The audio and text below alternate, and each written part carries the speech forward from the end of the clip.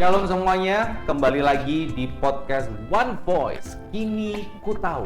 Hari ini apa yang kita akan cari tahu?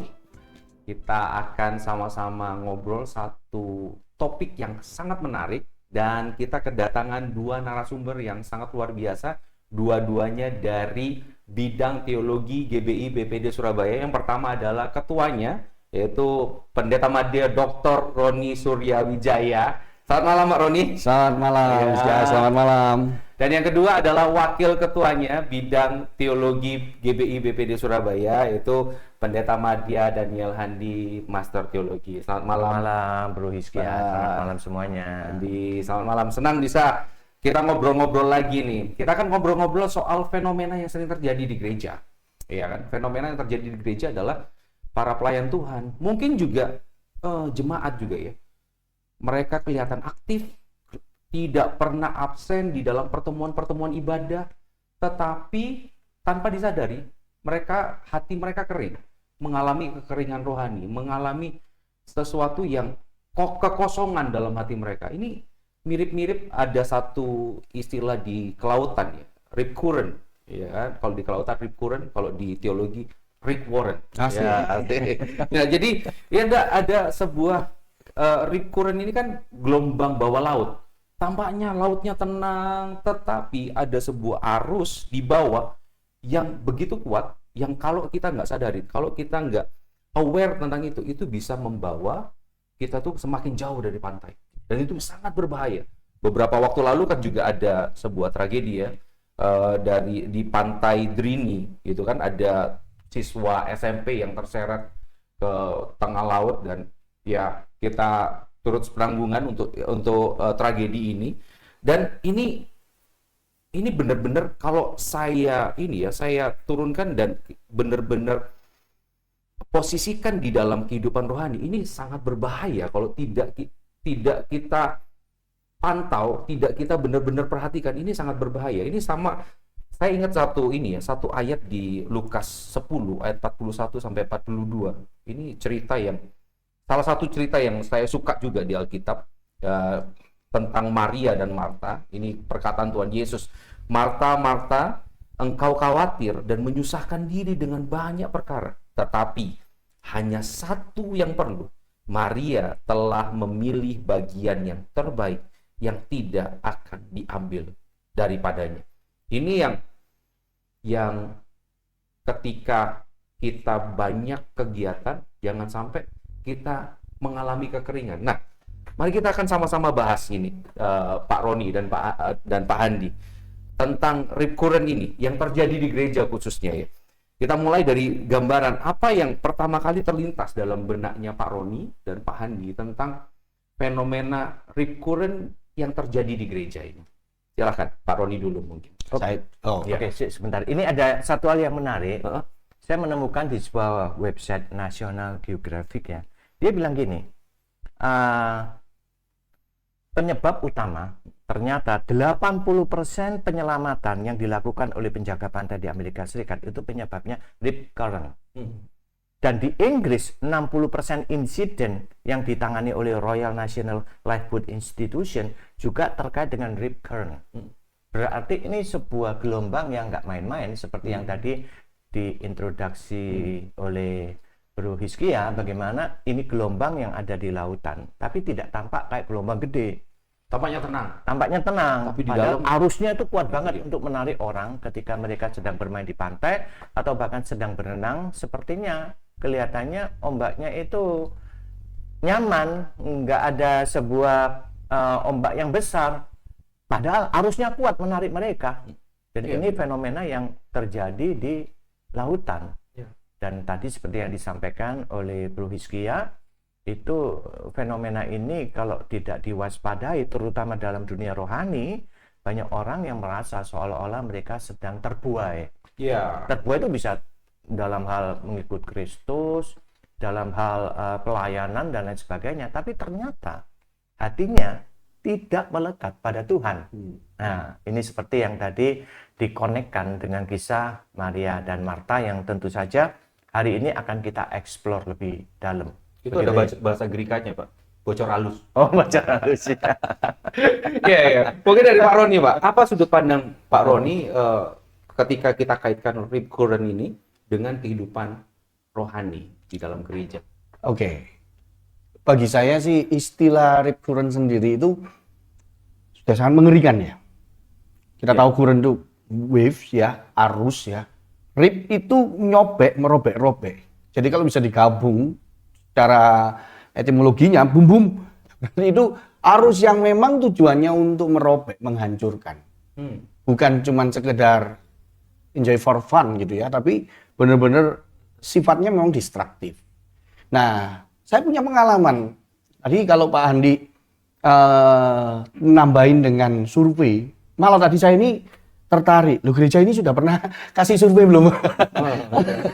Mengenai kesehatan mental, kesehatan rohani dari gereja sendiri itu dikaitkan dengan rip current ini, apakah sudah pernah ada survei? Tadi ada 80%, 60%. Betul nggak? Nah, selama ini kan, ya mohon maaf, saya juga bukan gembala, tapi saya juga ada di gereja. Maksud saya, gereja itu ada beberapa memang jemaat itu come and go. Betul, ada juga musiman juga, enggak masalah. Cuma yang jadi menarik itu ini yang sering sekali tidak terdireksi. Wah, enggak masalah. Toh bapak ibu ini masih datang. Oh, enggak masalah. Keluarga ini masih lengkap kok, enggak masalah. Jadi so far so good. Sedangkan kita kan enggak tahu behind the scene-nya. Bisa-bisa jadi ini orang yang letih, lelah, lesu secara rohani, tapi kita enggak tahu. Dan akhirnya kalau something happen, you know what I mean ya. Jadi kalau sampai ada beberapa tantangan dan itu kecemplung benar-benar keseret, hancur sudah. Oh. Nah, begini. Saya punya pengalaman begini. Saya suka mancing ya. Kita punya pengalaman mancing di mana? Di muara. Muara itu pertemuan ya. Jadi itu enggak terlalu dalam, dangkal. Tapi arus ini ngeri, men. Itu pernah kita mancing terus tiba-tiba kena hiu, ada hiu macan. Tiba-tiba hilang, ya itu kena seret, itu muncul lagi sebelah sana. Kok saya cepet nih? Gitu. Oh. Nah, kita mancing ya, pemberatnya itu masih besar. Nah, itu kalau sudah dapat ikan, begitu dapat set, dan itu kan saya itu mikir, ini ikannya besar sekali. Karena berat, bro. Sampai melengkung. Begitu naik alah, cuma segini. Karena arus tadi That's it. yang buat berat. Oh. Baik. Saya pikir, udah kuat sampai ya segini. Berarti ketipu gitu ya Ya kayak. ketipu, di prank. Iya. Tapi you know what? Ya ini loh kondisinya saat ini. Iya, iya. Begitu. Jadi kalau dibilang bahaya. Nah, ini selama ini kan survei secara internasional, secara on the field, maksudnya penyelamatan yang memang itu real time real happening gitu loh. Tapi di gereja sendiri gimana? Oh, menarik. Ini jadi perenungan buat kita semua ya. Jadi Ya, buat ya. para pelayan Tuhan, khususnya buat gembala dan buat kita juga, apakah kita ini jangan sampai kita hanya terpatok pada apa yang terlihat, pada apa yang kita rasa, tapi bukan kepada apa yang sebenarnya terjadi. Nah, ini yang menjadi warning juga buat kita. Sangat baik, sudut pandang yang sangat baik Pak Roni. Nah, kalau dari Pak Andi mungkin ada tambahan apa yang di benaknya Pak Andi tentang rip current ini dan kehidupan Iya. di gereja. Apa yang disampaikan oleh Pak Roni tadi memang perlu ya gereja untuk aware, artinya melihat satu persatu kondisi, meskipun oke lah kalau gereja besar tidak akan mungkin bisa memperhatikan satu persatu kecuali kalau ada komunitas selnya. Itu tujuannya gereja supaya punya yang namanya komsel supaya bisa memperhatikan masing-masing anggotanya. Apakah mereka betul-betul di dalam kondisi yang fit secara rohani? Apakah mereka aman dalam posisi mereka? Karena konteksnya ketika kita bicara mengenai rip current, itu orang itu nggak merasa bahwa dia itu terseret arus dan ini kan bahaya. Nah, posisi jemaah bisa dalam kondisi ketika dia tidak melakukan apa-apa terseret arus. Nah, ini adalah yang lebih berbahaya. Orang merasa sudah melandai Banyak. kekosongan aktin nuaya ini yang nanti kita akan ambil contoh Marta dan Maria. Ya, kita akan florgisip dulu. Bagaimana yang cukup mungkin ya menghambur Tuhan, melakukan berbagai aktivitas, kegiatan dan lain sebagainya. Tapi kondisinya ternyata rohaninya semakin menjauh dari Tuhan. Ini fakta yang ada di gereja. Dan ini seringkali yang menjadi ukuran dunia atau ukuran kebanyakan orang. Semakin rohani, orang itu melayani itu semakin rohani. Semakin banyak jadwal melayani, Makin percaya banyak. tanpa ayat rohani gitu ya, semakin banyak jadwal banyak Indonesia sini, semakin bebas, semakin ayat rohani banget. Nah, tapi pertanyaannya benar nggak posisinya? Nah, kalau tidak benar posisinya, ternyata justru banyak orang yang tiba-tiba, maaf, beberapa waktu lalu saya lupa nulis datanya, beberapa hamba Tuhan pun yang ternyata akhirnya bundir. Mas, saya harus ngomong seperti ini. Kelihatannya aktif, pasti ikut dikawini jemaat, tapi dalam dirinya ada pemula yang dia tidak bisa sampaikan, dan dia sedang membacakan oleh kamu. Berarti ini tanggung jawab bagi kita semua. Coba bersama-sama, jangan dibebankan kepada mereka atau mereka yang bertanya saja. Tapi semua jemaat terlibat untuk kita saling bicara-bicara. Kalau ada yang cepat beri kamu ini, kita bisa ambil, kita bisa tawar, minta bersama. Nah, dari sinilah kita bisa melihat cerita Marta dan Maria menjadi sangat relevan. Karena ini dua contoh figur yang sepertinya konvers seperti yang belakang. Justru di situ kita bisa melihat pelajaran bagaimana Maria. Kita baca saja ya. Ya, coba kita lihat ya. Nanti bisa dibaca ya. Ya, kita saya tambah ya. Jangan bundir lah, bercerai sajalah. Gitu ya. Ya kan sama lah ya kan kita tahu gitu. Jadi ini kalau saya simpulkan dari apa yang disampaikan oleh Pak Andi, fenomena recurrent ini itu bukan hanya menyerang jemaat, tetapi keseluruhan. Ya, Baik pelayan Tuhan, baik jemaat, ini kita harus sama-sama waspada dan saling menjaga. mostly sih memang pelayan ya, karena memang kan konteksnya ini kan tentang melayani ya. Jadi, yo silakan. Saya baca dulu aja ya, supaya kita semua ngerti konteksnya. Jadi dalam cerita Maria dan Marta, saya baca di Lukas 14:10 ayat 38 sampai 42 ini lebih lengkap lagi ceritanya seperti apa. Dikatakan ketika Yesus dan murid-muridnya dalam perjalanan, tibalah ia di sebuah kampung. Seorang perempuan yang bernama Marta menerima dia di rumahnya. Perempuan itu mempunyai seorang saudara yang bernama Maria. Maria ini duduk dekat kaki Tuhan dan terus mendengarkan perkataannya. Sedang Marta sibuk sekali melayani. Dia mendekati Yesus dan berkata, Tuhan tidak akan kau peduli bahwa saudaraku membiarkan aku melayani seorang diri. Suruhlah dia membantu aku. Tetapi Tuhan menjawabnya, Marta, engkau khawatir dan menyusahkan diri dengan banyak perkara. Tetapi hanya satu saja yang perlu. Maria telah memilih bagian yang terbaik yang tidak akan diambil daripadanya. Ini busa yang saya bilang. Dan tidak tahu, tidak ada katakan, mungkin jutaan kali lah. Nah, tapi sekaligus jadi Jadi dengan kita menggunakan istilah recurrent ini, istilah ini menjadi sangat relevan. Karena Yesus kan juga pakai perumpamaan atau apa yang terjadi sehari-hari dalam kehidupan budaya orang Yahudi, lalu diterapkan di dalam pengajaran menjadi metafora, menjadi perumpamaan, dan itu memudahkan orang bisa mengerti dan memahami.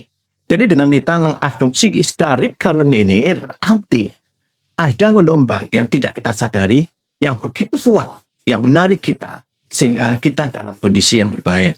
Karena banyak karena dalam dunia natural, dunia nyata, orang yang tertarik ombak tidak merasa bahwa dia sedang enjoy, menikmati lautan yang indah, yang berenang, tapi ternyata semakin lama semakin menjauhkan karena dia tertarik. Nah, ini kondisi ini juga yang terjadi dengan Marta. Nah, ini menarik sekali ya. Saya teringat ada seorang teolog abad 13 itu Thomas Aquinas ya, di Summa Theologica. Dia mengangkat cerita ini. Jadi dia memakai istilah menarik. Ya, kalau Marta itu disebutkan dia itu sangat aktif, dia itu disebutkan di dalam istilah Latin itu pitara contemplativa. Kemudian Maria itu pitara contemplativa itu Maria, karena dia itu kontemplatif yang merenungkan kehidupan Yesus. Tetapi pita apipa itu juga ada maka.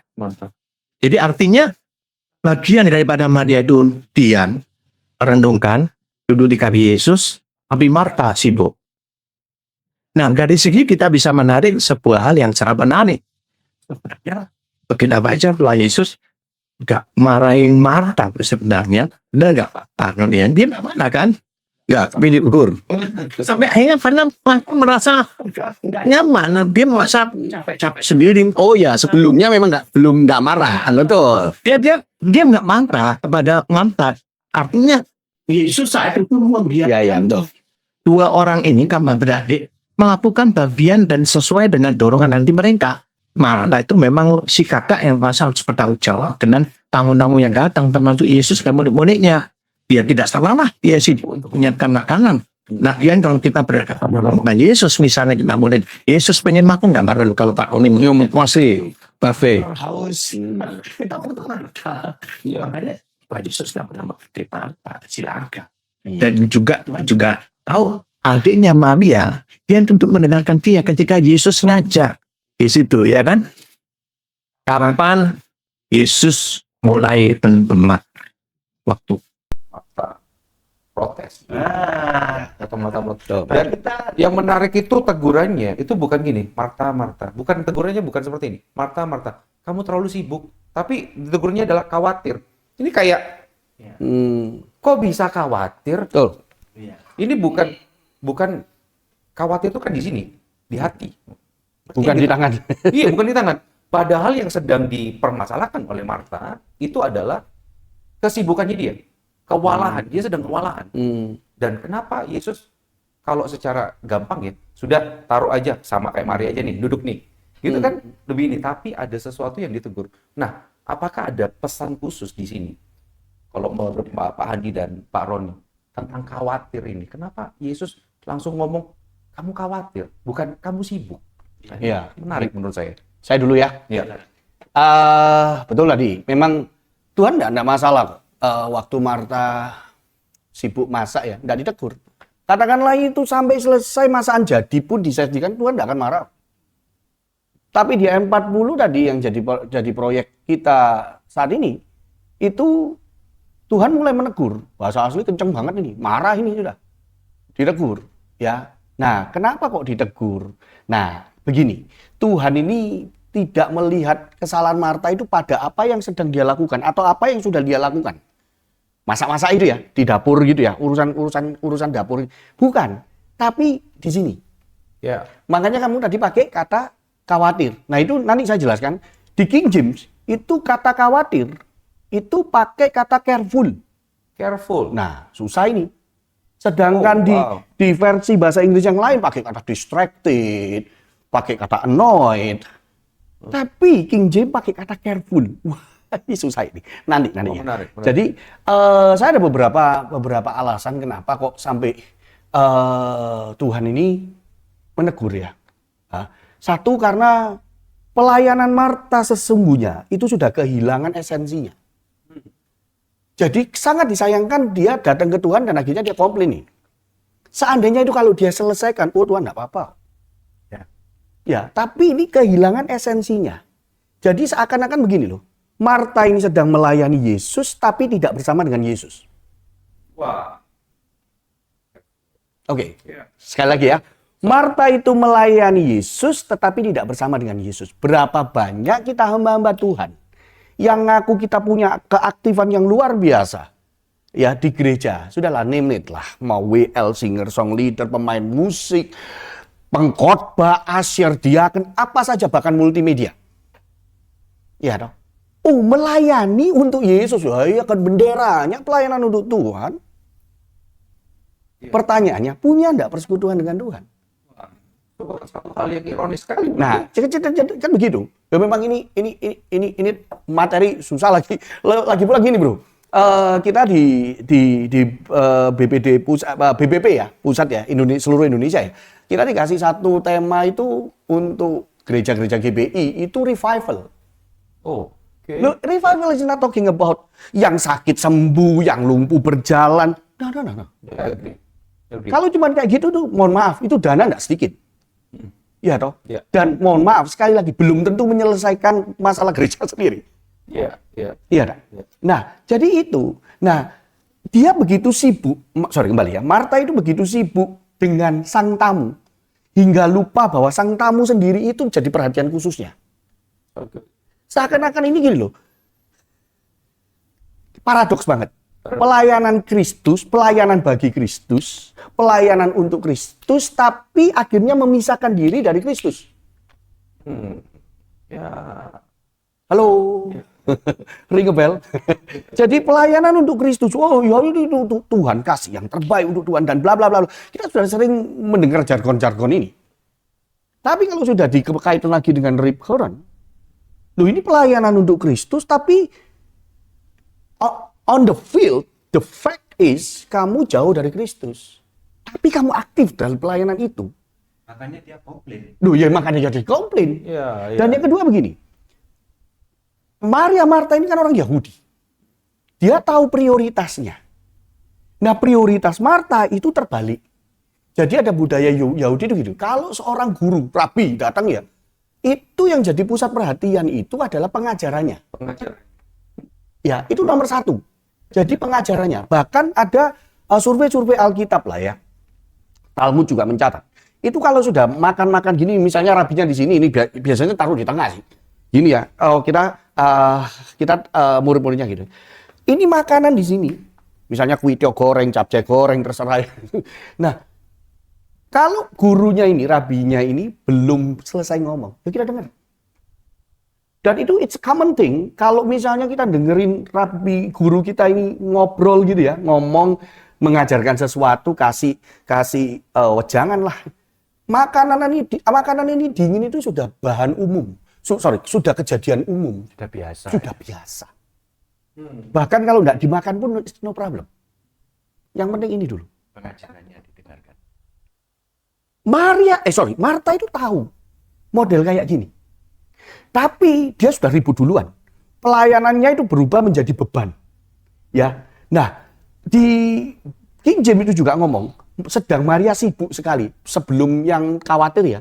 Dia kan sibuk sekali di pasal 40 ayat 40. Ya. Itu pakai kata was cumbered. Cumbered itu seakan-akan itu kamu melakukan sesuatu sambil kamu gendong orang. Koyok ditekan gitu. Ya bahasa aslinya perispaumai. Perispaumai itu seakan-akan gini, orang itu ditarik kanan kiri, tangan kanan tubuhnya itu ditarik banyak orang dan sampai sudah, makanya itu betul, rib, tani. Jadi semacam itu bukan gambaran seorang pelayan Tuhan yang tenang dan fokus. Bahasa saya gini loh, kamu tidak bisa sibuk yang tenang. Ya kita sama-sama kerja ya, mana saya orang kerja tidak sibuk lah. Ya. Tapi saya sibuk juga ya, jadi maksud saya, kita ini ada satu kejadian, keadaan di mana kita ini sibuk yang tenang. Ya udah apa-apa ngurusi banyak tapi tenang, masih tenang. Sampai it was accomplished, selesai. Ya. Nah, ini si Marta ini enggak. Dia sibuk yang enggak tenang. Nah, ada budaya Yahudi itu yang dinamakan Hasnasat Orchim. Hasnasat Orchim itu cara menyambut tamu. Nah, itu beda sekali. Makanya kalau kita mungkin lihat ini secara budaya kita pasti akan nyalakan Tuhan. Orang ini apik kok. Iya toh. Nah, kan jadi aib kalau misalnya tidak dilayani kan begitu. Iya toh. Loh ini tuan tamu yang buruk. Tapi jangan lupa, budaya kita dengan budaya Yahudi beda. Hasnasat Orchim itu gini. Tamu datang, apalagi seorang guru. Yang dilakukan itu menyambut, itu jelas betul itu tadi yang diomongkan Pak Andi itu disambut duluan. Malah Maria yang di dalam. Betul ya? Marta dulu nih disambut. Semestinya Marta itu tanya, guru mau apa? Nah ini kita pakai studi silang ya, di Kejadian 18. Kejadian 18 itu di mana Abraham menyambut 3 tamu ini. Iya toh. Loh itu Abraham menyambut. Datang tak kasih air supaya bisa membasuh, supaya beristirahat. Boleh lah. Oh kerjakan. Dia sibuk sama Sarah. Kasih. Nah semestinya begitu. Enggak nih, Marta nggak ribut. Dia langsung ke dapur. Dia nggak tanya. Nggak tanya, Tuhan mau apa sih Tuhan? Lah Tuhan ngomong, ya sudah kamu duduk sini. Duduk bersiang itu. It's a simple thing. Nggak begitu. Berarti Marta melakukan hal penting, tetapi justru kehilangan hal yang terpenting. That's it. Oh penting, ya betul ya. Masa iya penting. mau melakukan itu kan melayani Yesus, menyambut tamu Iya, iya. dengan memasak itu kan dia melakukan hal yang penting, tetapi justru kehilangan hal yang terpenting yaitu kedatangan sang rabi Iya. yang akan mengajar dan segala macam. Kalau kita kan budaya kita kan, wah jangan diterapkan itu, susah bro. Kalau misalnya datang, Pak Andi mau apa? Wah ini kalau teman baik kan biasanya suka ngeprank. Tahu campur, nasi goreng, wah susah. kan sang tamu kan harus percaya kan. Iya.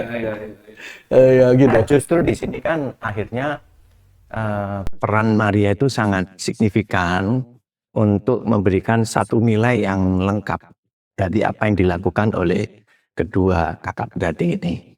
Jadi kita melihat keaktifan daripada Marta itu memang keren. Tetapi ketika dia protes, inilah yang membuat Yesus akhirnya menegur Marta.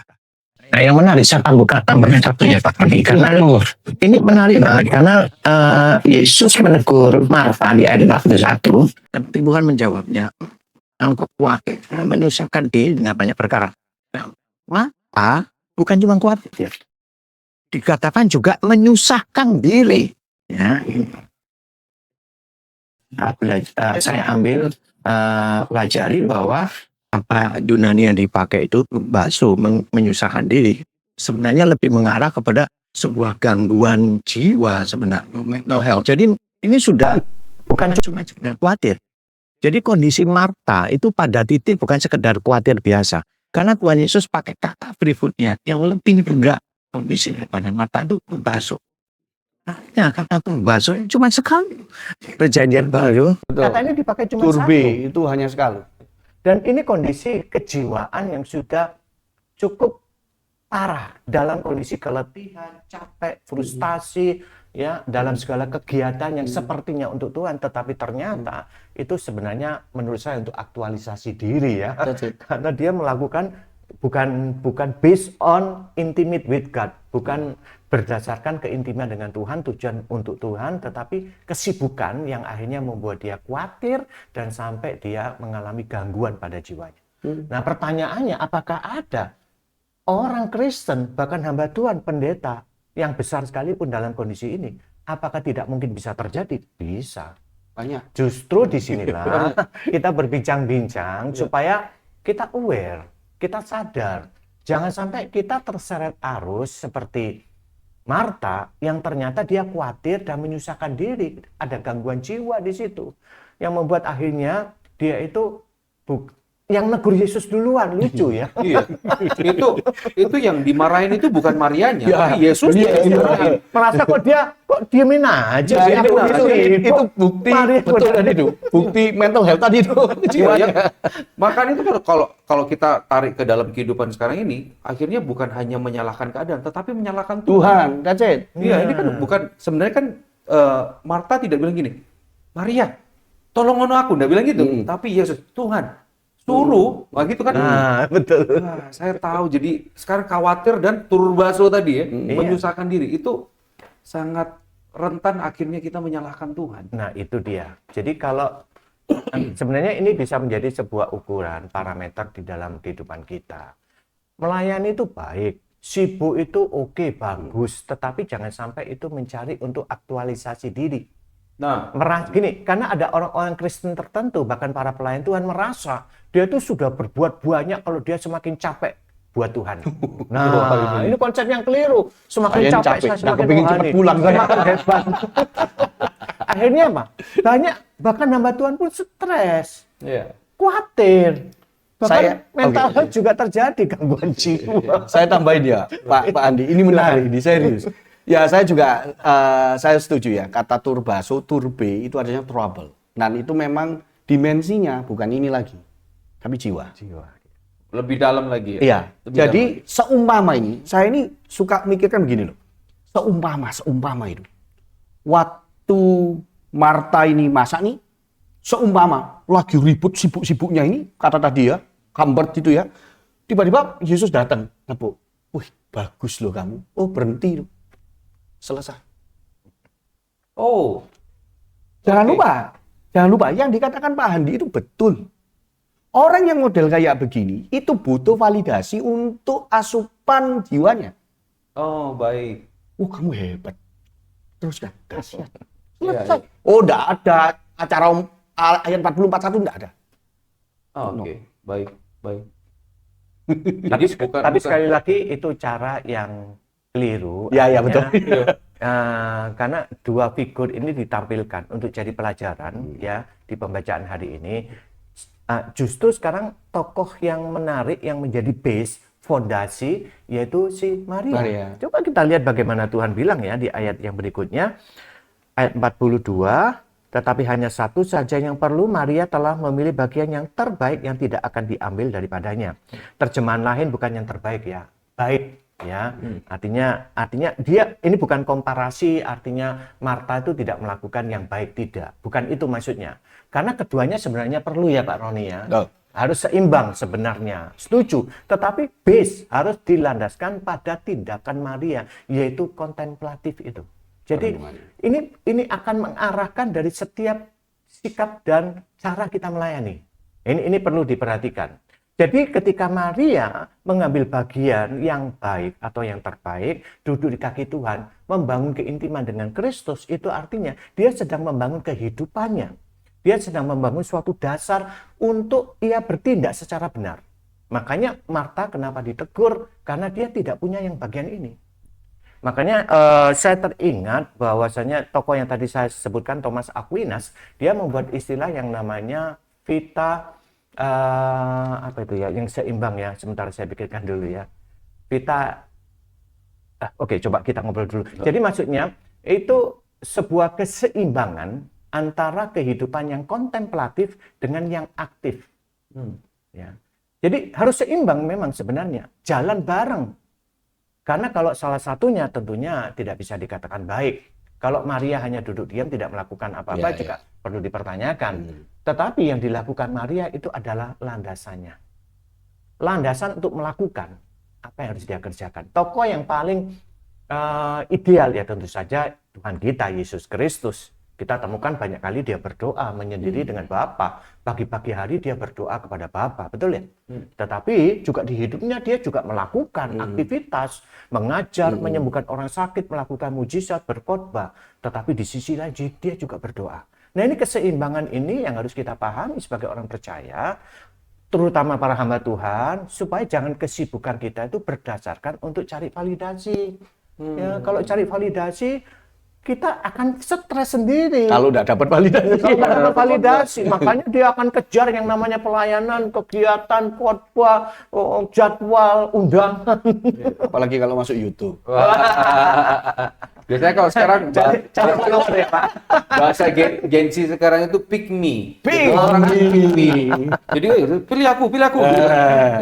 I'm here gitu kan. Iya. Jadi yang maksudnya ada yang ditekankan adalah kalau saya coba ambil pelajarannya yang dijelaskan oleh Pak Roni dan Pak Handi, Yesus sedang menekankan tentang esensi.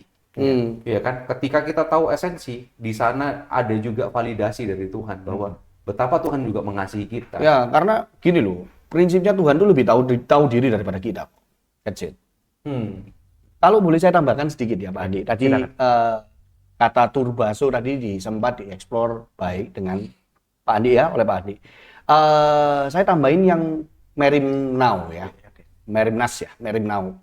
Khawatir ya, yang tadi yang saya janji kasih. Iya. Bulu tadi ya. Merimnau ini kata merimnau itu pikiran yang terpecah-pecah. Itu dimensinya ini. Kayak tadi Pak Andi kan bilang secara kejiwaan yang tadi yang turbaso tadi yang menyusahkan diri dengan banyak hal itu dimensinya ini. Jiwa ya. Tapi yang khawatir itu dimensinya ini, kognitif bro, pikiran. Jadi perhatian yang tercerai-berai. Saya kasih analogi gampangnya begini. Orang kerja dengan tab, ini misalnya tab ya ini ya. Saya buka 20 tab sekaligus. Di browser ya, 20 tab sekaligus. Apa enggak pusing? Terus nanti kalau butuh yang ini, yang mana itu dia? Yang mana? Ini muncul lagi notifikasi, oh yang ini. Jadi ini sudah scramble thing gitu. Sedangkan itu ditambahkan dengan kata turbaso tadi. Itu yang kalau misalnya di kekhawatiran secara kognitif dan secara mental, itu kayak air danau yang semula kering udah waduk-waduk sampai bener-bener butek nih. Nah, itulah kondisi Marta. Jadi dia itu tidak bisa hadir sepenuhnya sekalipun dia di sana. Dia hadir secara fisik tapi pikirannya kemana-mana. Makanya KJV ya, itu pakai kata careful. Sudah bukan pakai lagi distracted. Tapi kalau NIV, NET itu semua sudah pakai distracted, annoyed, kita tahu itu. Tapi kenapa kok careful? Itu tahun 17-an ya, apa 17. Itu pakai kata careful itu mereka nyebutkan care sama full. Perhatiannya banyak. Bukan penuh ya. Banyak. Wah. Perhatiannya. Jadi saya bisa mendemonstrasikan saat Marta ini ngurusi kitchen ini, dia bener-bener get into it gitu ya. Mikir, tapi begitu pikirannya sudah itu, Mary Now tadi, dia masak ini sambil noleh. Maria wangi-wangi ini ya, enggak bantu-bantu. Tapi ini tetap masih ini. Loh, kapan aku dapat validasinya? Jadi begitu. Ya, dia ada di situ bersama dengan Tuhan, that's it. Tapi dia tidak punya keintiman tadi itu. Yang dia pikirkan, loh, kok tidak dibantu? Sambil melakukan ini. Loh, bantu. Begitu. Nah, dan kata turbaso tadi yang menyusahkan diri itu semestinya, makanya saya tadi bilang di awal, semestinya ini pelayanan Marta ini kan keren nih. Ini kan pelayanan didasarkan kasih karena dia menghormati dan mengasihi gurunya kan ya. Ya toh. Seumpama kalau ini masakan jadi, loh itu benar bisa memberkati Tuhan loh. Tapi sayang, gara-gara fenomena tadi, Mary Now dan turbaso tadi, itu pelayanan yang semulanya mestinya jadi pelayanan kasih, itu jadi reaksi tekanan buat dirinya sendiri. Nggak bisa. Dan kalau kombinasi ini tercipta bro, di dunia gereja kita, di dunia rohani orang Kristen, di dunia rohani pelayan-pelayan Tuhan, itu gampangnya gini loh. Engkau punya pelayanan secara mekanis top. Secara rohani, mungkin main musikmu keren. Jemaat diberkati, that's it, fine. Tapi rohanimu nggak sekeren mainmu. Wow, iya. Dirimu WL. Mungkin seorang WL keren. Dengan luas bisa menarik nuansa jemaat dan jemaat bisa terbangun rohaninya. Tapi dirinya sendiri kering bro. Iya. Mungkin kamu bisa khotbah bagus, sampai orang, wah aku diberkati, wih puji Tuhan. Tapi belum tentu kehidupan rohaninya sehebat dia bam tadi. Iya. Iya dong. Pelayanannya skillful, tapi hatinya Christless. Christless, that's it. Iya dong. Mungkin gerejanya gede banget bagus dengan konsep PAW yang di sekarang kan gitu ya. Jadi kan ya enggak apa-apa, ya gereja mau berkembang itu sah-sah saja selama dia mampu. Kalau enggak mampu dimampu-mampukan ini gawat nanti. Ya, sah-sah saja, yaitu juga untuk suatu pelayanan ke jemaat. Tapi jangan cuman ini doang nih. Kalau cuman ini doang nanti jadi akhirnya keren ini. Susah itu. Ya, secara konsep PAW orang senang, keren, aku senang di gereja ini. Karena, mantap, saya bisa lompat-lompat kalau nyanyi.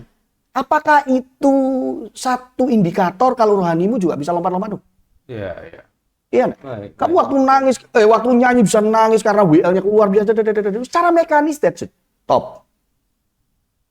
Itu yang terlihat di mata. Yang Tuhan lihat, apakah sama seperti yang kita lihat? Itu pertanyaan hari ini. Iya. Nah, justru kalau sekarang ini saya melihat jemaat ya, kebanyakan kita orang percaya itu kehilangan yang namanya gaya hidup kontemplatif.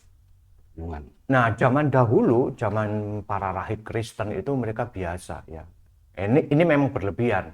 Mereka tinggal yang di biara-biara, hidupnya menyiksa hanya sekedar merenung ya, kontemplatif, hanya cuma baca kitab suci. Ya itu berlebihan ya, sisi ekstrim yang lain.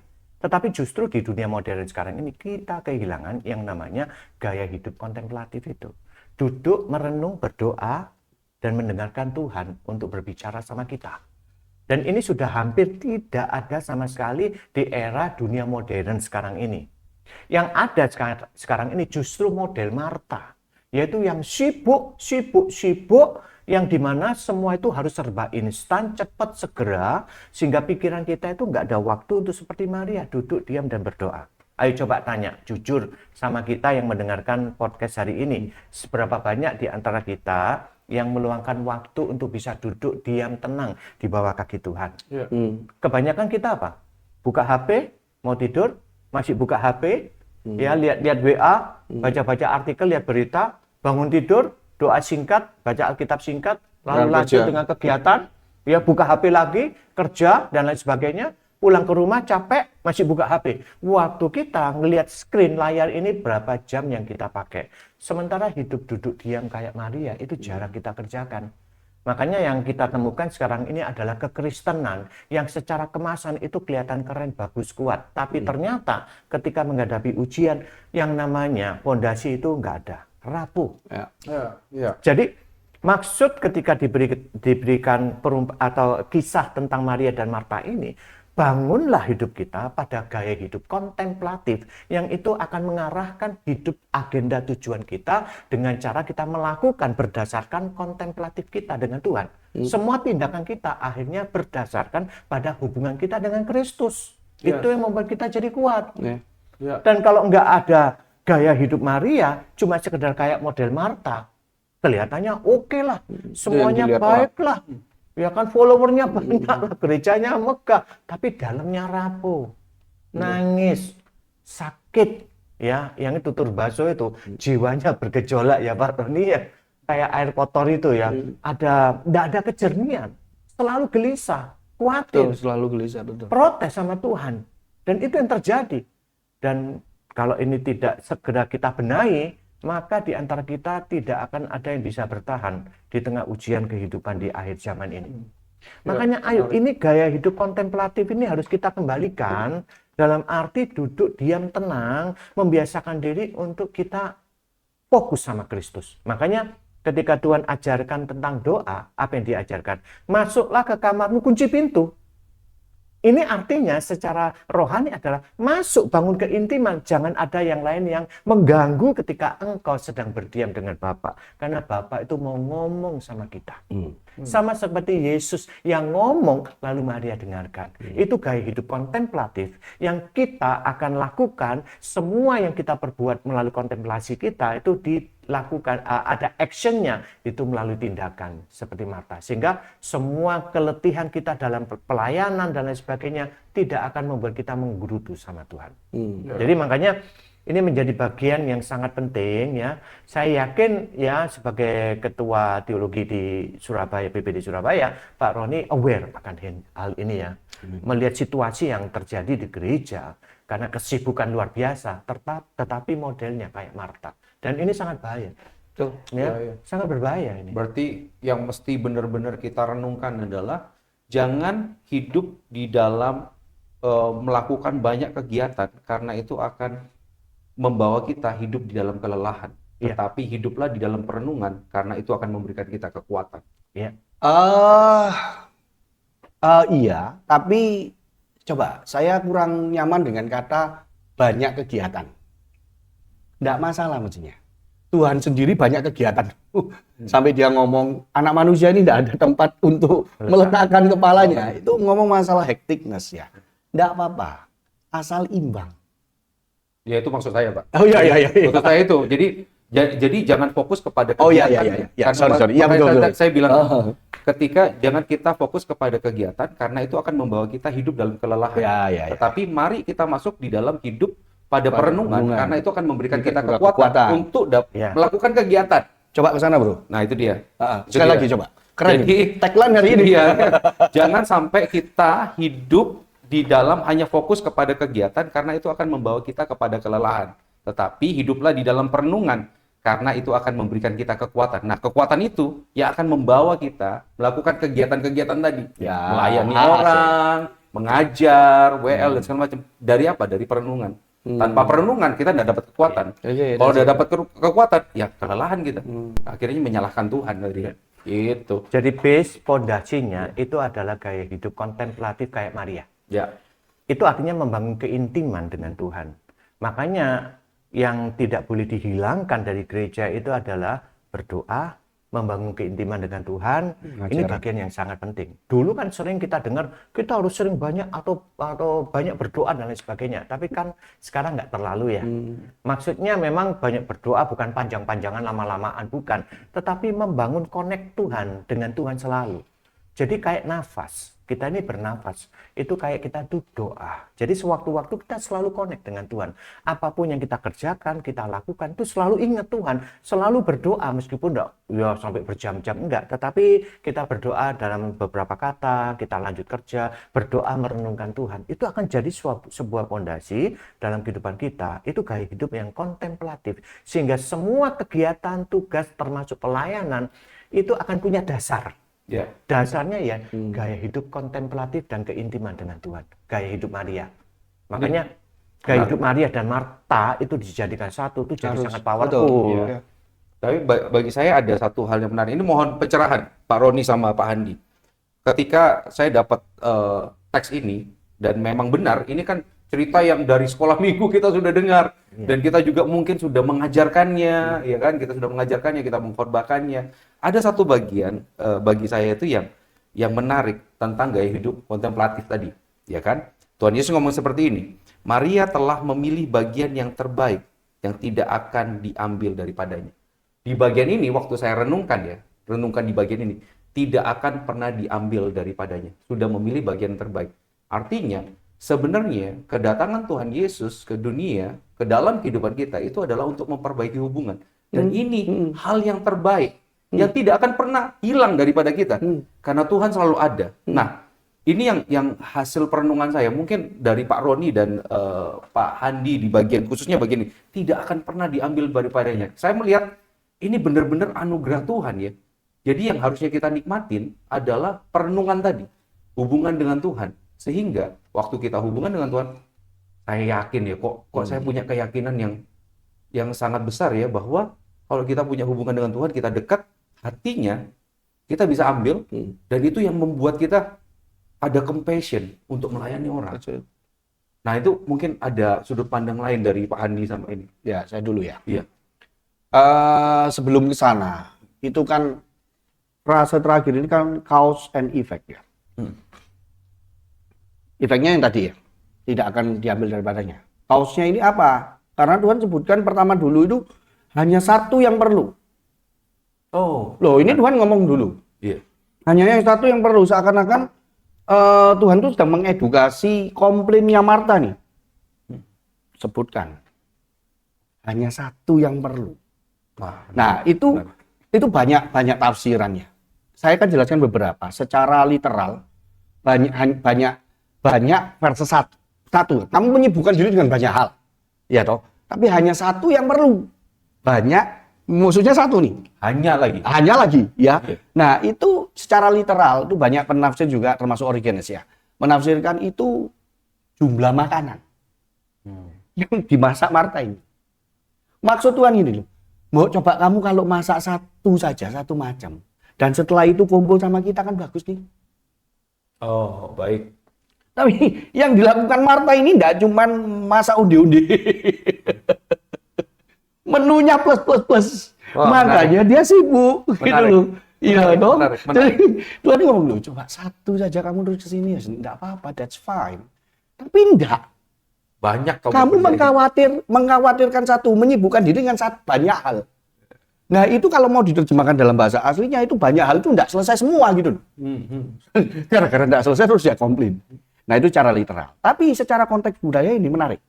Konteks budaya. Ya, ini yang konteks budaya secara historical ya. Kita harus tahu. Nggak ada yang namanya murid perempuan. Nah, itu dia. Nggak ada namanya murid perempuan. Bisa duduk lagi. Loh ya, bisa duduk lagi. Iya, deket banget tuh. Deket banget itu. Itu kalau misalnya gambaran-gambaran kayak Eropa apa dulu, dia kan duduk gini ya, duduk bersimpul ya, memang itu common ya. Ya mestinya Tuhan enggak duduk, mestinya Tuhan itu bersamping ini ya. Ya itu ngelempoh. Tapi saya lepaskan yang masalah kalau itu kan ada sampai begini, enggak perlu lah. Maksudnya enggak usah sampai physical touching ya, tapi dekat. Nah, itu enggak boleh. Yes. Yes. No. Iya. Murid itu semua laki, men. Iya. Karena wanita ini second level. Patriarkalnya tinggi kan? Patriarkalnya Iya. tinggi, patriarkinya tinggi. Iya. Gitu loh. Jadi itu, tapi pada saat ini 44:1 kita lihat gimana posisinya Maria di sana. Dan hebatnya lagi, Tuhan confirm. Wah. Loh, ingat tadi yang dibaca Pak Andi yang di ayat 38, itu Yesus nggak sendirian. Yesus sama murid-murid, betul ya Pak ya? Betul. Murid-murid yang lain. Berarti semestinya kalau misalnya ada yang komplain, duh, nggak boleh nih Tuhan. Iya. Loh ini bukan murid loh ini. Nggak boleh. Itu dalam bahasa istilah Yunaninya itu Talmid. Talmid itu di mana murid-murid itu duduk mengelilingi gurunya sambil dengerin. Loh ini ada perempuan bro. Forbidden ya. Forbidden mestinya. Ya. Tapi Tuhan menembus, Wow. menembus ini loh, menembus apa ya konteks budaya saat itu yang bilang bahwa wanita itu second level gender. Dan Tuhan confirm loh. Seakan-akan Tuhan ini sedang ngomong begini loh. Validasi pilihan Maria ini betul. Makanya itu nyambung. Nggak akan diambil daripadanya. Ya. Yang mengkonfirmasi itu Tuhan sendiri. Sang juru selamat. Gitu loh. Perempuan berhak menjadi murid untuk belajar ajaran Kristus. Karena itu Yesus yang menentukan. Loh, confirm. Confirm. Murid-murid nggak ada yang komplain loh ini. Itu yang membuat akhirnya hal tersebut tidak akan pernah diambil. That's it. Karena Justru Yesus yang beri. betul, justru karena Wah, itu sebelumnya so good. 41 itu So Yesus marah loh ke Marta gara-gara Marta mengkoreksi tindakan Tuhan ini. Oh, Tuhan malah marah. Berarti kan Tuhan confirm, "Loh, enggak apa-apa." Itu secara historical. Nah, saya tambahin secara teologis. Nah ini dia. Secara- Ini ku kan tahu mungkin nih. bisa Ini ku tambahkan tahu sama Pak nih. Andi ya. Iya. Secara Ini teologis kata hanya satu yang perlu. Itu resonansinya deket banget. Koneksinya itu deket banget dengan Shema Israel. Oh, wah. Shema Israel di ulangan berapa ya Pak? Ulangan 9, lupa saya itu. Di Shema Israel itu banyak sih, ya sama ulangan 9 ingat saya.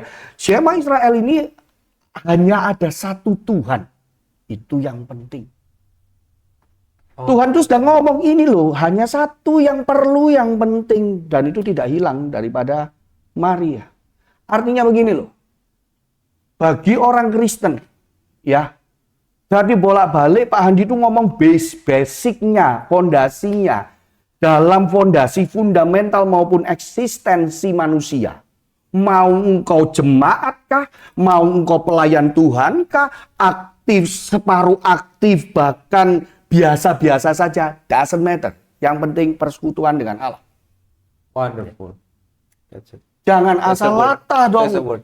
Jangan asal lata terus habis gitu engkau setelah pelayanan PAW, ayo kumpul doa, ayo jeripayamu di dalam Tuhan tidak pernah sia-sia. Langsung lata semua bilang amin. Lu lihat itu persekutuan dengan Tuhan. Apakah engkau secara langsung ngomong saat engkau main gitarmu, main drummu, engkau pasti bersekutu dengan Tuhan. Apakah saat engkau bersaksi, apakah saat engkau memimpin pujian, engkau bisa pastikan engkau punya kontemplasi tadi, itu persekutuan dengan Tuhan. Halo. Ya.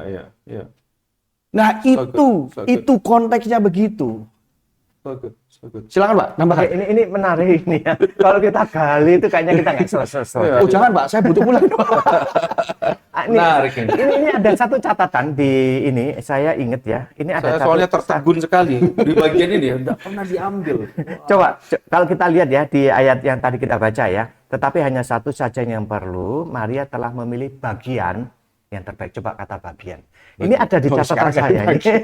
Wah, keren. Nggak Banyak- selesai-selesai. Banyak yang kita tahu hari ini. Wah, Nah. ini 3 jam nih. Ternyata kata bagian itu kalau diterjemahkan itu juga berarti warisan dalam bahasa Septuaginta, yaitu bahasa Ibrani yang diterjemahkan ke bahasa Yunani. Ini menggunakan kata yang sama. Misalnya di Mazmur 16 ayat 5. Mazmur 16 ayat 5 itu menggunakan kata, saya bacakan ya. Ya Tuhan, Engkaulah bagian warisanku dan pialaku. Engkau sendirilah yang meneguhkan bagian yang diundikan kepadaku. Kata bagian kalau dalam bahasa Ibrani itu menat. Tetapi ketika diterjemahkan di Septuaginta dalam bahasa Yunani ternyata menggunakan kata yang sama yang digunakan di Maria tadi, yaitu meris. Ya, jadi Maria pilih bagian itu meris, di Mazmur 16 ayat 5 itu juga meris. Artinya Tuhan itu adalah bagian saya. Contoh Mazmur 73 ayat 26. Sekalipun dagingku dan hatiku habis lenyap, gunung batuku dan bagianku. Tidak akan lenyap. Kata bagian ini juga kata yang sama di Septuaginta, dipakai juga di kata yang tadi, yang Maria mendapatkan bagiannya. Nah, juga contoh di Bilangan 18 ayat 20, silakan baca di rumah. Artinya, sebenarnya pemilihan kata bagian ini, ketika Maria pilih bagian yang baik atau yang terbaik, itu dia mengambil satu yang namanya dimensi kekekalan bersama dengan Allah. Wonderful. Wah. Makanya kehidupan So yang good. kontemplatif itu adalah dia mendapatkan warisan bagian yang tidak dapat diambil ya. Ini meneguhkan dari apa yang Pak Roni tadi sudah jelaskan, melengkapi akan semakin indah karena bagian itu ternyata warisan kita itu adalah Tuhan sendiri. Ya. Keren bukan? Berarti ini Kristus dimensinya sendiri, total. Iya, Kristus sendiri. Iya, iya. Ini yang harus menjadi basicnya, dasarnya bagi kita untuk melakukan semua. Ini bukan bicara mengenai pelayanan saja, tapi juga dalam kehidupan kita di dunia marketplace, dalam pekerjaan kita, semua kegiatan kita, termasuk pelayanan. Ya, orang bilang di dunia rohani maupun sekuler. Ya, sebenarnya sama, nggak dibedakan rohani dan sekuler, karena kita harus menampilkan Kristus di gereja dan di luar gereja. Bagian kita adalah Kristus yang berdimensi kekal, yang tidak akan diambil dari Maria. Wow. Wow. Dan ini yang harus menjadi, yang tadi saya katakan, gaya hidup kita. Menempatkan Kristus, warisan kita yang utama, yang nggak akan bisa diambil oleh siapapun. Dan itu akan mendrive kita untuk melakukan banyak hal yang menjadi basic pondasi kita. Sehingga kita kalaupun capek, kita puas, karena kita melakukan fokusnya untuk Kristus. Bukan untuk diri sendiri. Makanya Marta ketika melakukan semuanya hanya untuk mendapatkan validasi, ia stres. Ia sampai sakit jiwanya. Karena dia butuh pengakuan, butuh validasi, butuh pujian. Itu membuat dia stres ketika ternyata nggak ada yang pujian. By the way, murid-murid Kristus ada yang muji nggak? Enggak. Loh, tapi enggak boleh. Justru kalau sampai ini pertanyaan bagus. Kalau sampai masalah gini loh, murid Yesus, 12 murid Yesus itu lengkap waktu itu ya. Iya. Nah, enggak mungkin lah Pak, mau muji Marta. Mereka enggak sempat karena posisi Yesus sudah duduk Dan ngajar. dan ngajar. Berani dah, Tuhan aku tak muji. Enggak mungkin. Ya, berarti memang tidak disebutkan. Murid-murid seperti biasanya, Iya. kalau guru ngajar, mereka akan duduk. Nggak kayak kita ya. Kalaupun muji ya. Kalaupun muji, Martanya bilang, "Bukan kamu yang kamu haruskan." Yesus ini. Jadi tadi menarik adalah bahwa tuh ini sebenarnya bukan pada dasarnya ya. Kalau saya coba tadi kesimpulan, mohon nanti diluruskan. Sebenarnya bukan Maria yang memilih bagian tersebut, tetapi Tuhan yang memberikan. Betul. Memberikan mengkonfirmasi ya. Ya mestinya Maria juga enggak sadar juga ya itu. Iya. Sebelum Tuhan konfirmasi itu. Iya, iya. Gitu. Jadi pada dasarnya Allah, Kristus sendiri yang memberikan bagian tersebut. Jadi tadi kalau bagian itu yang dikatakan apa Septuagintanya? Meris. Tapi kalau kita udah dapat bagian itu miris. Bisa. Saya boleh tambahkan sedikit ya. Boleh Pak. Boleh Pak. Menarik sekali. Menarik ini ya masalah bagian ini. Dan tadi bolak-balik Pak Adi bilang tidak dapat validasi dari murid-murid juga. Nah, ini seumpama kalau Marta ini tidak sampai ke komplain ke Tuhan ya, itu kemungkinan besar Tuhan akan mengkonfirmasi semuanya. Maksud saya Marta juga ikut duduk dan akhirnya Tuhan ngomong, kamu tidak akan kehilangan bagian itu. Ya. Nah, cuman menariknya begini, ini loh dampak rip current ini, dampak di mana orang yang menyibukkan diri dengan banyak hal dan kemudian secara automatically pengen sesuatu yang dinamakan validasi itu pengakuannya. Nah, terus kemudian tidak dapat nih. Itu sampai ke sakit jiwa nih ya. Saya sudah breakdown ini ya di ayat 40 ini kan Tuhan akhirnya Marta ini kan datang ke Tuhan. Tuhan, tidakkah engkau peduli bahwa saudariku membiarkan aku melayani seorang diri? Suruhlah dia membantu aku. Nah, Dari sini orang-orang yang sudah kena gelombang ini ya, rip current ini ya, itu satu pasti egois. Ya, kenapa? Dia distorsi ya, distracted. Kayak tadi itu yang kata khawatir itu akibat tekanan, dia melihat situasi bahwa tidak ada yang bantu ini. Ya toh. Dan kenapa kok sampai dia ini komplain ke Tuhan gara-gara keegoisannya dia? Dia merasa apa yang dia lakukan, apa yang Marta lakukan, itu lebih penting daripada apa yang Maria lakukan. Wah, iya. Cuma duduk. Aku ngulek, bro. Wah. Loh, itu orang-orang yang kena rip current itu biasanya begitu. Loh, pelayananmu apa sih? Loh Tuhan kenapa loh? Saya sudah WL main musik, multimedia, khotbah, sharing, ketua komsel. Loh dia lo cuma jemaat. Kita punya pergumulan yang sama, tapi kenapa kok dia yang diberkati? Loh padahal aku. Kamu enggak. Bukan Kristusnya lagi sekali. Oh iya, jadi kita kembali. Jadi dia mulai mengkotak-kotak. Yang dilakukan lebih penting. Terus kemudian setelah egois, emosi. Kurang ajar ini benar. Dia emosi. Begitu dia keegoisannya tidak terpenuhi, dia emosi. Dia bilang apa? Tuhan, Engkau tidak peduli. Wah. Ini kekecewaan. Mohon maaf ya bro. Kalau kita ini orang-orang yang punya rohani yang sehat. Kalau ada kelelahan. Semestinya, ini tolong koreksi saya kalau saya salah ya. Semestinya kita orang-orang yang punya rohani yang sehat. Semestinya kita tidak akan menyalahkan Tuhan. Ya. Gara-gara apa yang kita pergumulan atau tantangan yang sedang kita hadapi. Kita tidak akan langsung Tuhan nggak sayang. Puluhan tahun aku melayani, enggak semestinya gitu ya. Ya kita pasti kayak Daud menguatkan dirinya kepada Tuhan, mestinya begitu. Marta tidak. Tuhan, kau tidak Menyalahkan malah. Iya. Itu secara engkau hanya peduli dia, enggak peduli saya. Setelah emosi naiklah, kurang ajar. Dia sudah berani kontrol Tuhan dengan otoritasnya Tuhan sendiri. Betul? Suruhlah dia bantu aku.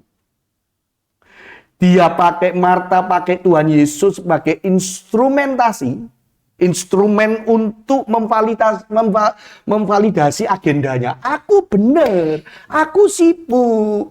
Suruhan ini tolong saya. Ya. Bayangkan loh, itu Tuhan loh, Tuhan melakukan pekerjaan Tuhan dengan pakai otoritas Tuhan untuk nyuruh orang lain loh. Ya. Ya, seakan-akan kita ini sedang memanipulasi kehendak Tuhan untuk memuaskan kehendak kita. Iya toh. Dan yang terakhir, rohaninya kerdil. Ya seperti yang tadi kita sudah sepakat. Marta itu yang paling sibuk melayani Yesus, malah justru yang kehilangan Yesus duluan. Juga nggak ada progres. Betul, nggak ada progres, nggak jadi itu. Nah, tagline hari ini, saya tambahkan ya. Iya, Pak. Bapak Ibu Saudara, Shalom semuanya. Ingat baik-baik. Pelayanan tanpa persekutuan hanya menciptakan ilusi kedekatan dengan Allah. Oh, wow. Pelayanan tanpa persekutuan, tanpa kontemplasi tadi, tanpa persekutuan dengan Allah, hanya menciptakan ilusi bahwa engkau dekat dengan Tuhan. Ilusi doang nih. Iya. Sesungguhnya enggak. Tidak nyata. Jadi akhirnya Marta dia melakukan hal penting, kehilangan yang terpenting, yaitu Kristus sendiri. Well, hari ini kita banyak sekali tahu para pendengar. Jadi jangan lupa ya, sekali lagi subscribe, komen juga dan share ya, link YouTube ini di channel YouTube GBI BPD Surabaya. Jangan lupa karena di sini kita banyak tahu hari ini. So, hari ini kita sudah banyak sekali membahas tentang ayat yang sebenarnya pendek sekali tapi pendek 2 ayat, Pak. Bisa digali dalam. Tapi galinya nih dalam banget ini. Memang kedatangan dua maut nih. Boleh saya tambahkan sedikit saja. Iya. Ketika kita bicara, Pak Roni bicara tentang Marta yang memang tidak ada progres ya, karena dia itu tidak membangun keintiman. Coba lihat kalau kita maju di Yohanes pasal 12, itu ada kisah yang suasananya mirip. Saya bacakan ya, Yohanes 12 ayat 1. Mulai 6 hari sebelum Paskah, Yesus datang ke Betania, tempat tinggal Lazarus yang dibangkitkan Yesus dari antara orang mati. Di situ diadakan perjamuan untuk dia dan Marta melayani. Sedang salah seorang yang turut makan dengan Yesus adalah Lazarus. Ayat 3, maka Maria mengambil setengah kati minyak narwastu murni yang mahal harganya, lalu meminyaki kaki Yesus dan menyekanya dengan rambutnya, dan bau minyak semerbak di seluruh rumah itu. Coba kita lihat apa? Marta stagnan, tidak ada progres. Di pertemuan yang awal, Marta melayani plus komplain. Di pertemuan berikutnya, Yesus ketemu lagi dan Yesus dilayani oleh Marta. Kali ini memang nggak ada komplain, tapi dia melayani, nggak ada progres. Coba lihat Maria. Yang dilakukan Maria tidak lagi duduk diam, tetapi lebih dalam. Ketika kita membangun keintiman dengan Tuhan, selalu ada progres yang sangat signifikan. Maria mengambil minyak narwastu yang mahal harganya, dia pecahkan. Extravagance worship. Sebuah penyembahan yang sangat mahal diberikan buat Yesus. Ada suatu perkembangan dan progres dari Maria yang membangun kehidupan yang kontemplatif, membangun keintiman dengan Tuhan. Dia bangun lebih dalam, mendapatkan berkat yang jauh lebih indah.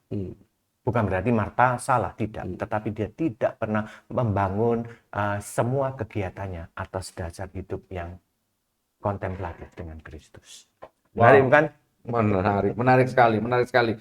Kita sudah banyak sekali membahas, dan kalau bukan masalah durasi ya, kita bisa ngobrol panjang lebar sekali. Nah, mungkin untuk menutup, mungkin ada satu statement dari Pak Roni dan Pak Handi tentang apa sih langkah konkret yang mesti kita lakukan sebagai gereja Tuhan. Ya, itu yang penting ya. Iya, itu yang penting. Apa sih yang langkah konkret apa yang tadi kan salah satu kata kuncinya adalah kontemplasi, ya kan. Nah, mungkin untuk kata penutup, kesimpulan dari Pak Roni dan Pak Handi masing-masing satu, silakan. Ya, jadi gini, ya ini yang pentingnya juga, maksudnya signifikan praktisnya apa buat kita para gereja ini ya. Ya enggak masalah seperti saya yang bilang, kalau misalnya memang mau memperkembangkan dari tim musik, multimedia, lighting, gedung gereja, enggak masalah. Saya pun totally agree. Karena memang itu juga untuk jemaat juga ya. Enggak apa-apa. Cuman ya harus imbang. Artinya begini loh.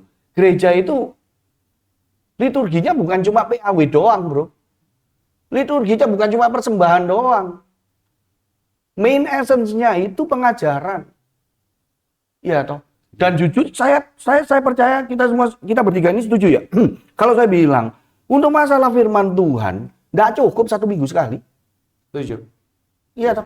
Nah, kalau misalnya memang mau dibuat imbang, ya saya tidak tahu, tergantung kebijakan para gembala masing-masing, para gereja masing-masing. Tapi idenya tadi untuk kontemplasi itu ya bisa macamnya juga banyak. Ke komsel doa diadakan, jadi kita ngelis doa, atau kalau perlu ada prayer session, terus kemudian kita tentukan apa ini namanya pokok-pokok doanya, dan terlebih Bible study. Nah, itu dia. Loh, kapan kita bisa merenungkan ajaran Tuhan kalau kita ini nggak ngerti? Iya. Betul nggak sih? Iya, setuju. Apa yang mau kita doakan, apa yang mau kita kontemplasikan kalau kita nggak mendengar dulu? Maria nggak mungkin loh merenungkan secara personal tapi tanpa mendengar. Enggak. Betul nggak? Setuju. Dia kan dengar dulu nih. Betapa esensialnya pengajaran gurunya. Baru setelah itu, baru lanjutnya tadi. Betul Pak Andi. Setuju. Nah, saya akan tutup gini. Bapak Ibu Saudara, aktivitas rohani itu tidak otomatis sama dengan kehidupan rohani. Ya, Sekali lagi, aktivitas rohani, seberapa sibuk kesibukan rohani saudara, itu tidak otomatis untuk membuktikan kehidupan rohani saudara. Ya, dan yang paling penting adalah Tuhan tidak menginginkan pelayan yang kelelahan, tapi Dia menginginkan murid yang hidup. Yes. Thank you Pak Roni.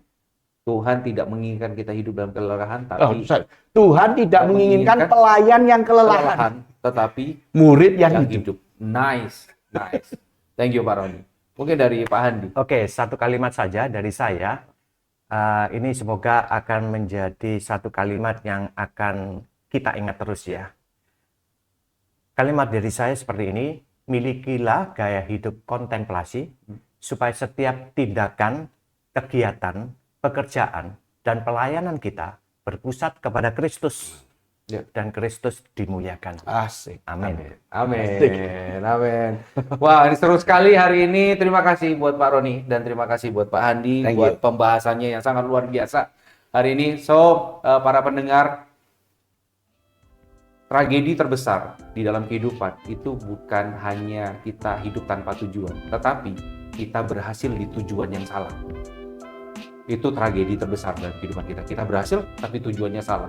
So, mari kita sama-sama mengkontemplasi. Mari kita sama-sama merenungkan bahwa apakah di dalam gereja kita, dalam kehidupan kita ini Christless atau Christful. The most dangerous church is Christless church. Jadi jangan sampai gereja kita, kehidupan kita Christless, tapi harus Christful. Sekian dari kami, tetap sehat, tetap semangat, tetap jadi berkat. God bless you all. God bless you all.